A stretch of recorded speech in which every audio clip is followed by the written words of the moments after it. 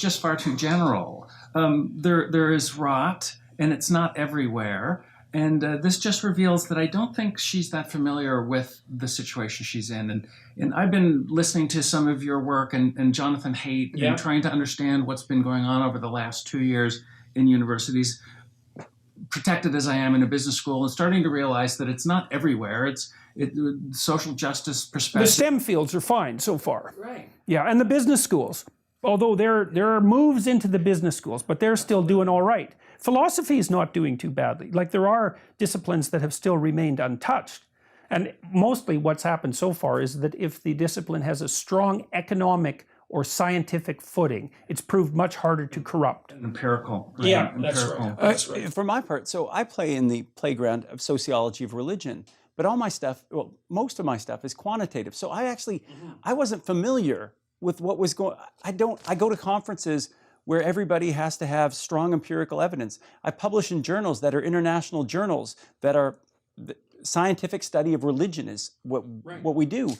So, I'm familiar with Foucault and that stuff, but that's not where I play. So I wasn't really exposed to what's going on. And you don't really think, well, can't. There's no reason to be that concerned about it until about 3 years ago. Well, this is it. But then I'm trying to get into the headspace of some of my colleagues. So I got out a textbook. It was called Race, Class, and Gender. And it's an anthology that's used in cultural studies courses, in women's studies courses. And it's sort of the go-to text, so I'm told. And I'm reading it, and I turned to page 14, and I can tell you it's page 14 because I was so astounded by what I found. And it said, it says, objectivity as found through rational thought is a Western and masculine concept that we will challenge throughout this text. Yeah, right.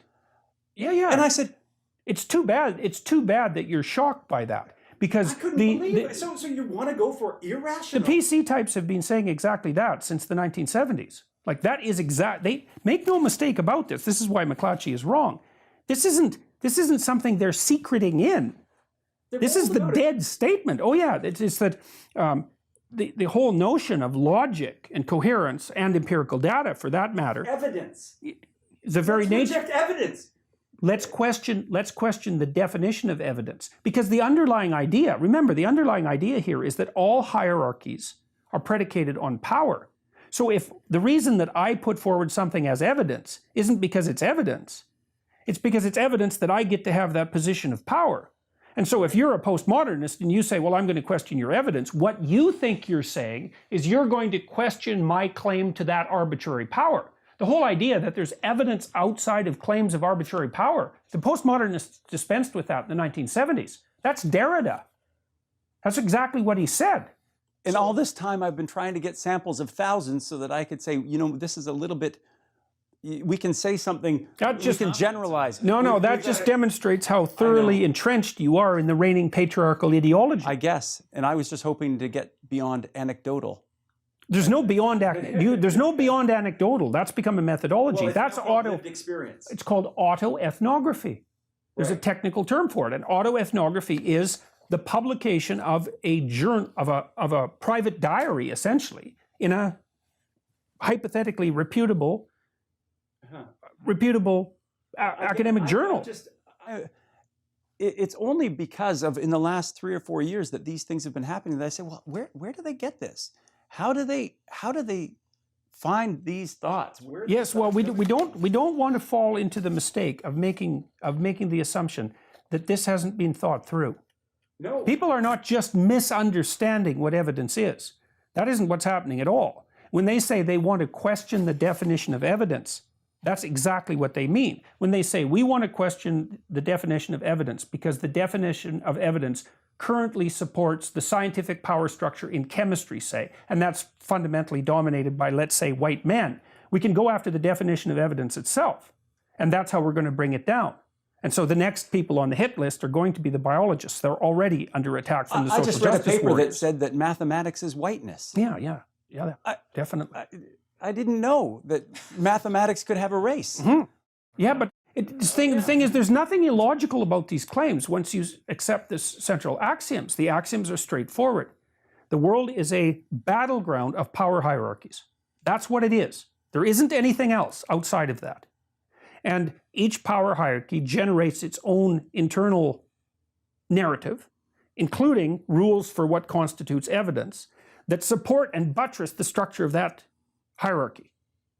And because the hierarchies exclude, then it's in the best interests of the people who are excluded to invert the hierarchy. And of course, they also regard that as just, even though that's part of the incoherence of the entire argument. That's where they have to turn to Marxism. But make no mistake about it, this isn't accidental. It isn't people misunderstanding what constitutes evidence. Not at all. Now, I've been listening to some of your lectures on this for the last year and thinking you sound a little deranged.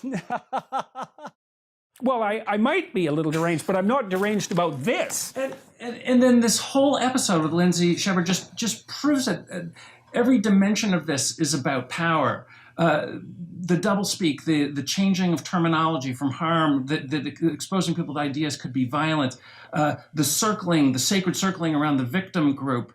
Well, look at what happened at Wilfrid Laurier. One of the things that was so bloody interesting, that I thought was just fascinating, was the unbelievably strategic attempt to transform Shepard into the perpetrator and Rambukana and Pimlott into the victims, especially Rambukana as a professor of color, right? So what happens, the reverse narrative was, well, Lindsay Shepard was using something like her white privilege and her white tears, to harass a poor professor of color, untenured professor of color. And there was every attempt made on the part of the people who were going after Shepard to make that the narrative.